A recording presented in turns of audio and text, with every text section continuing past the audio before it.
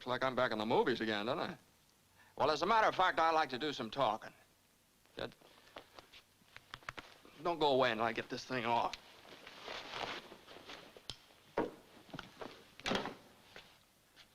Now, it isn't as if it was a chore for me to talk to you because I want to speak on my favorite subject, the Army Air Forces. I can't speak from long experience. I've only been in the service a year, but I've learned a lot about what the Air Forces have to offer. That's what I want to talk to you about. Right now, the greatest mass mobilization in the history of the world is taking place. Men from cities, towns, farms, married men and single men, brothers, sweethearts, husbands, fathers and sons, businessmen and workers from the factories, and students from colleges and high schools all over America. They're mobilizing, joining up, or having their numbers pulled out of a fishbowl. And this war we're fighting today and tomorrow and the next day until we win is a war of the air. The whole world knows that. Our factories know that. So, interceptors, pursuit ships, light bombers, medium bombers, and flying fortresses are rolling out of those factories. 65,000 fighting planes this year, 100,000 fighting planes next year. And to keep them flying, 2 million men. Now that's where you come in. The Army Air Forces need 15,000 captains, 40,000 lieutenants, 35,000 flying sergeants. Well, how about it? Well, let's talk it over. Now, make no mistake about this thing, fellas. We're all going to be in this war soon, sooner than a lot of you realize. And nearly all the officers of this great Army Air Force that they're building today are going to be drawn from the ranks of you men. From high schools and colleges. Those who join as aviation cadets now. Well, now, before I go any further, are there any questions? Yeah, sure, I've got a question. Okay, shoot. Well, I'd like to join up, but I've got about a year of college left, and I'd kind of like to get that diploma. Well, why not? The Air Forces want you to get your diploma. Fellas like yourself, either in high school or college, can enroll in the Air Force Reserve. Continue with your studies, and at the end of the term, or when you get your diploma, you'll be taken in as a regular cadet, if you pledge now. Well, thanks. Okay, don't mention it. Hey, I'd like to make the Air Force, but I'm no brainstorm. My grades aren't exactly what they should be. I hear it's tough to get in. Not anymore, it isn't. And that blocked letter you're sporting, that tells me a lot. Basketball, football, baseball, or some activity where coordination, control, and the ability to work together with the rest of the team, that's important. The same in the Air Force. They're one big team, and they need men who can pull together and play the game. So you and your teammates should be a cinch in this, the biggest all-American team we've ever had. Now, here's a fellow who works in a filling station. He looks as though he's got something special on his mind. Say, how about it, fella? You know, I've been interested in the Air Forces for quite a while. But I'm 26 years old and got a wife and haven't had a chance for too much education. What about me? Well, from where I'm standing, you look like you're ready to sprout wings any minute. Hey, wait a minute. You see, formal education is no longer a basis for determining a man's intelligence in the Air Forces.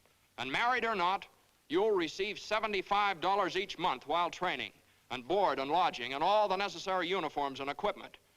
And you have as much chance as the next fellow of becoming one of those 15,000 captains and 40,000 lieutenants or 35,000 flying sergeants I was telling you about. Yeah? Say, that sounds great. I think I'll go and phone my wife. I'd like to get something straight in my mind. I'm one of those high school students you've been talking about, but I'm not old enough. I wasn't planning on going to college, so well, where does that leave me as far as the Air Force is concerned? Fella, you sound like the forgotten man. But if you're close to 18 and you're over 5 feet in altitude, you can be one of us just as quickly as anybody else. Okay. Just make out that application for the Air Force Reserve. Now, your physical examination. Well, that's not going to be so tough. If you're an average guy and normally healthy, you'll make the grade, all right? So one day you say goodbye to Mother and Dad.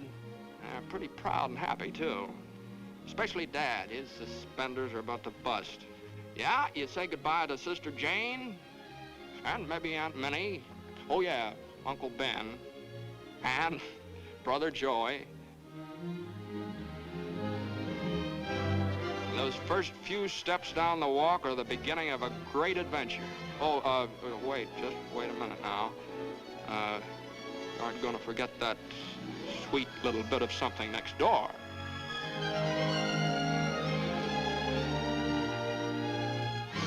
And you're on the train with a lot of other fellas, probably many from your own school or neighborhood. Oh, yeah, I forgot to say, Uncle Sam bought your ticket. And your destination reads any one of a number of reception centers, maybe in California, maybe down in Texas. It's here that lasting friendships are made because you and your teammates are aiming for the same goal, that big, beautiful, wonderful V that spells victory. And now it begins. Now, here's a sort of a composite picture of what happens to you in the first few weeks of your aviation cadet training. Now, you find your room. Meet your roommate, get a haircut, Army style, and try on a new pair of shoes and a new uniform that really fits. Then, time to eat. Those chops are on the fire. Eat with a few hundred other guys just as hungry as you are. In ground school, officers with years of experience patiently explain what makes them fly. And then one day, when class is over, you get all rigged out in what the well-dressed birdman will wear. You feel like quite a guy as you meet your flying instructor. But always in your memory will be the thrill of that first beautiful morning when you took off for the first time. Now, what you're going to see next isn't considered exactly a part of the regular training course. But you're a chump if you don't include it in your curriculum.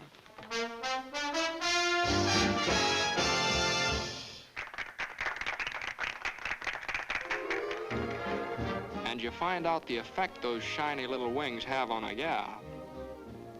It's phenomenal.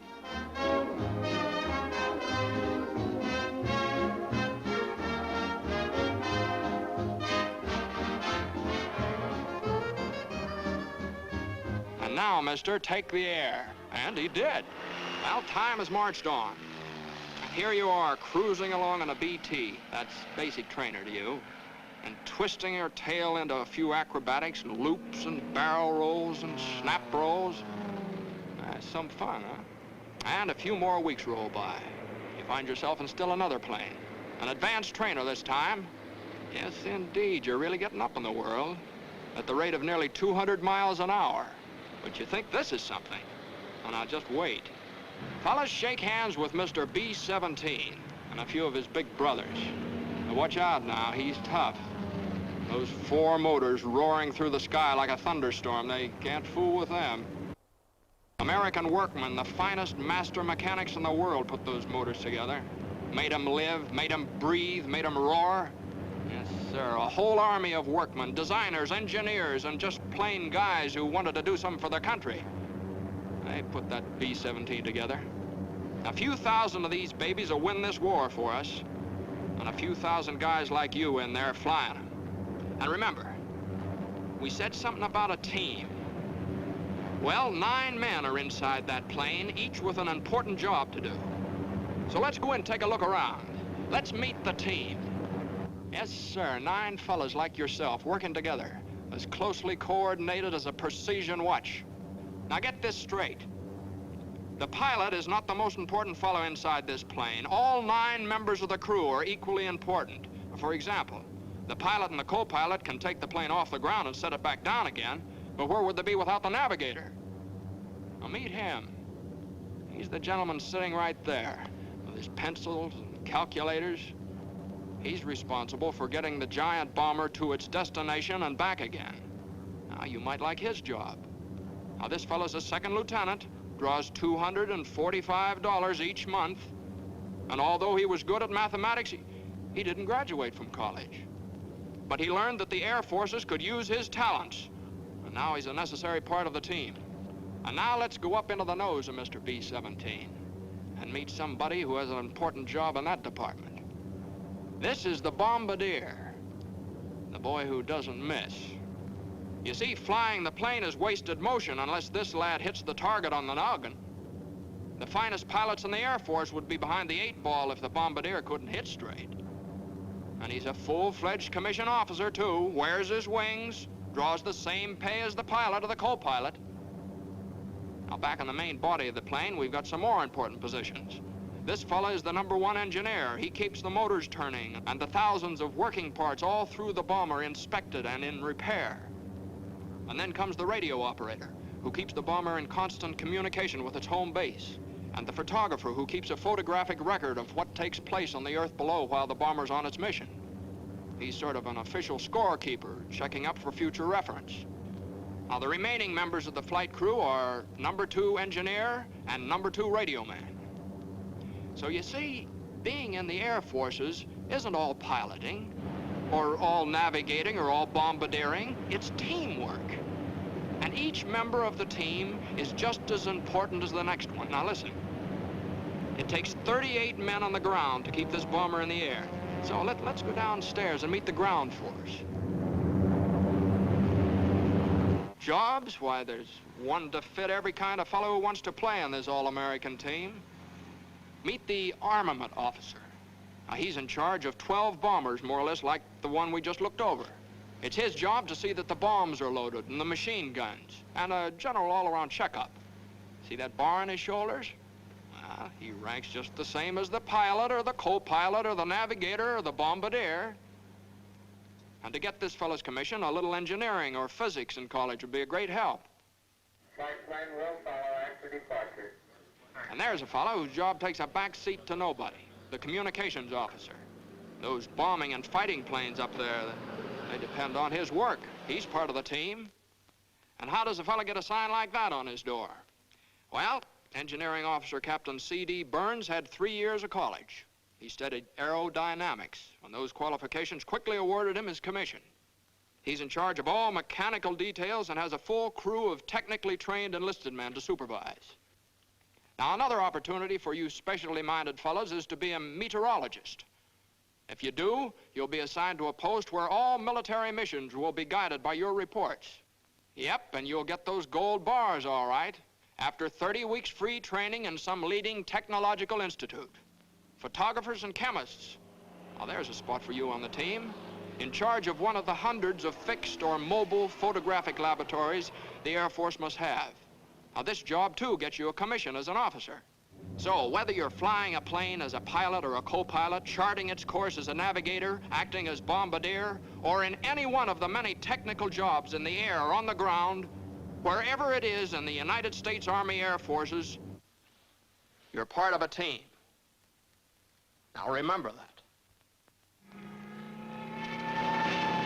So listen to the roar of those motors, young men of America, and heed their call. Soon the skies will be filled with the greatest air armada the world has ever seen. Our own Army Air Forces.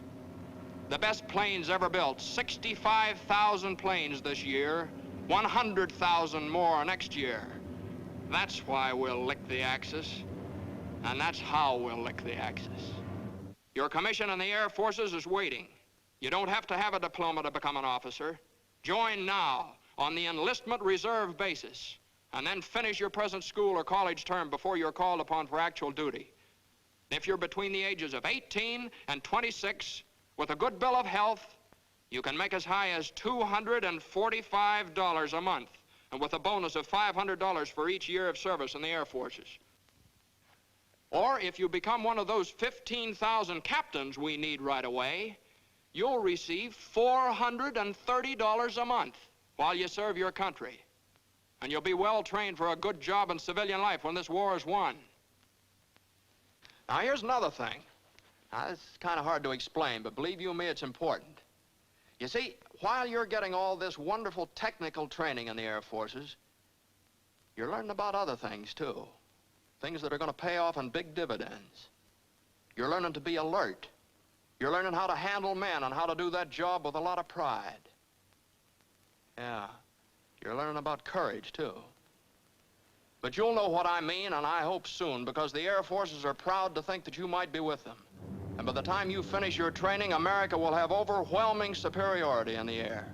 You see, the way the Air Forces feel about it, They're fighting and they're flying for the safety of our people at home, our mothers and fathers and our sisters and brothers. And to keep the terrible war of destruction that swept Poland and Belgium and Holland and blasted homes of good people in London and Coventry and maimed hundreds of innocent women and children in Nanking and Burma and Bataan Peninsula and Pearl Harbor. To keep that war from our own shores, our cities and our homes. The roar of 100,000 motors sing their song, and theirs is a song of freedom, and their wings outstretched in the cause of decency. And each spinning prop drones in vengeance against those who would destroy our way of life. But somebody's got to fly 'em. A lot of somebodies have got to fly 'em. Now, this is your place. This is where you'll serve America best. Young men of America, your future's in the sky. Your wings are waiting.